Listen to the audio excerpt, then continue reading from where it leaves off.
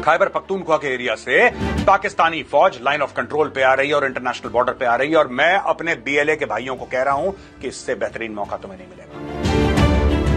अब तो खुद भारतीय फौजी जैसे मेजर रिटायर्ड गौरव आर्या खुलेआम बीएलए से अपने ताल्लुकात का एतराफ कर रहे हैं। ये वीडियो आप देखिए और हैरान हो जाइए कि ये नेटवर्क कैसे ऑपरेट करता है। पाकिस्तानी फौज मोबिलाइज हो रही है, बॉर्डर पे आ रही है, पूरी पाकिस्तानी फौज बॉर्डर पे आ रही है दोस्तों, और ये अपना वेस्टर्न बॉर्डर खाली छोड़ रही है। बलोचिस्तान से ट्रूप्स हिलते हुए आ रहे हैं, इधर ड्यूरन लाइन से ट्रूप्स आ रहे हैं। खैबर पख्तूनख्वा के एरिया से पाकिस्तानी फौज लाइन ऑफ कंट्रोल पे आ रही है और इंटरनेशनल बॉर्डर पे आ रही है, और मैं अपने बीएलए के भाइयों को कह रहा हूं कि इससे बेहतरीन मौका तुम्हें नहीं मिलेगा। जो बलोच लिबरेशन आर्मी के मेरे भाई हैं, जो पश्तून मेरे फ्रीडम फाइटर्स हैं, जो बलोच फ्रीडम फाइटर्स हैं, ये आपके लिए गोल्डन अपॉर्चुनिटी है, गोल्डन अपॉर्चुनिटी है, और सिर्फ बलोचिस्तान में नहीं और आगे। जरा सोचिए कि कैसे भारत अपनी सरहदों से बाहर बैठकर आपके मुल्क में आग भड़का है, आपके बच्चों के स्कूलों के बाहर बम रखे, दहशतगर्दों की परवरिश करे, उन्हें असलहा और पैसा फराहम करे, तो क्या आप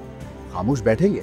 पहलगाम का फॉल्स फ्लैग बुरी तरह नाकाम हुआ। भारत को आलमी सतह पर खिफत का सामना करना पड़ा, और अब इस नाकामी का बदला लेने के लिए रॉ ने बलूचिस्तान को एक बार फिर निशाना बनाया। गुज़श्ता रोज मच में बीएलए से हमला करवाया गया, जिसमें 7 फौजी एहलकार शहीद हुए। ताज़ा तरीन इंटेलिजेंस रिपोर्ट्स के मुताबिक भारत की बदनामी ज़माना एजेंसी रॉ ने बलूचिस्तान में एक बड़ा दहशतगर्दी नेटवर्क दोबारा फाल कर दिया है। बीएलए, शिद्दत पसंद गिरोह फितना अल खवारिज और गैर कानूनी अफगान शहरी सबको फाल कर दिया गया है। इन ग्रोहों को गवादर, कोयटा और खुजदार जैसे अहम शहरों में टारगेटेड हमलों का टास्क भी दिया गया है। ये इत्तलात सिर्फ अफवाहें नहीं, इंटेलिजेंस जराये के मुताबिक कुछ खुदकुश बमबार मोटरसाइकिलों और गाड़ियों के जरिए हमले की मंसूबाबंदी कर चुके हैं। इन इलाकों की रैकी हो चुकी है और दहशतगर्द अब किसी भी वक्त मुतहर्रिक हो सकते हैं।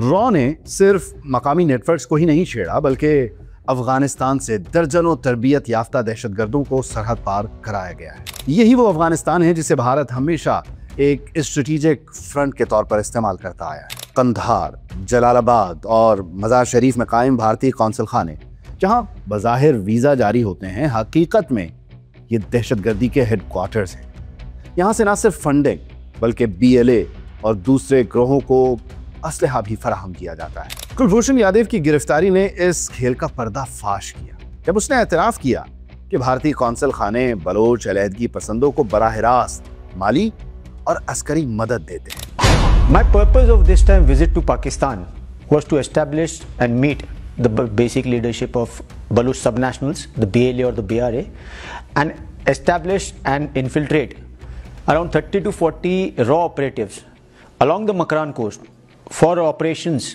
along with Baluch subnationals and miscreants or terrorists.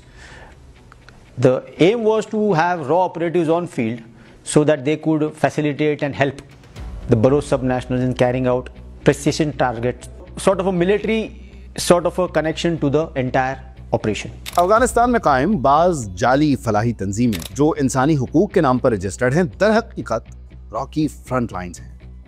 ये एनजीओज बैरूनी ममालिक से खैराती रकूम इकट्ठी करती हैं और फिर यही पैसा बराह रास्त दहशतगर्द कमांडर्स को मुंतकिल किया जाता है। सिर्फ यही नहीं, भारत ने दुबई को भी मालियाती जंग का महाज बना रखा है। दुबई में मौजूद भारतीय कारोबारी नेटवर्क्स, फेक कंपनियां और क्रिप्टो करेंसी चैनल्स के जरिए दहशतगर्दों को रकूम मुंतकिल की जा रही हैं। यही कंपनियां हुंडी, हवाला और क्रिप्टो वॉलेट्स का इस्तेमाल करती हैं ताकि ट्रेस ना हो सके। कई पाकिस्तानी इदारे अब इन कंपनियों की तफ्तीश कर रहे हैं। बलोच यकजहती कमेटी, जिसे भारत इंसानी हुकूक की तंजीम के तौर पर पेश करता है, दर हकीकत बीएलए की एक सॉफ्ट शाख है। ये यूरोप और अमेरिका में फंडिंग इकट्ठी करती है, जो फिर दुबई के जरिए पाकिस्तान दुश्मन ग्रोहों तक पहुंचती है। ये सब एक बहुत बड़े प्रॉक्सी नेटवर्क का हिस्सा है, जिसका मकसद बलूचिस्तान में खून बहाना और पाकिस्तान की तरक्याती राहों को सबूताज करना है।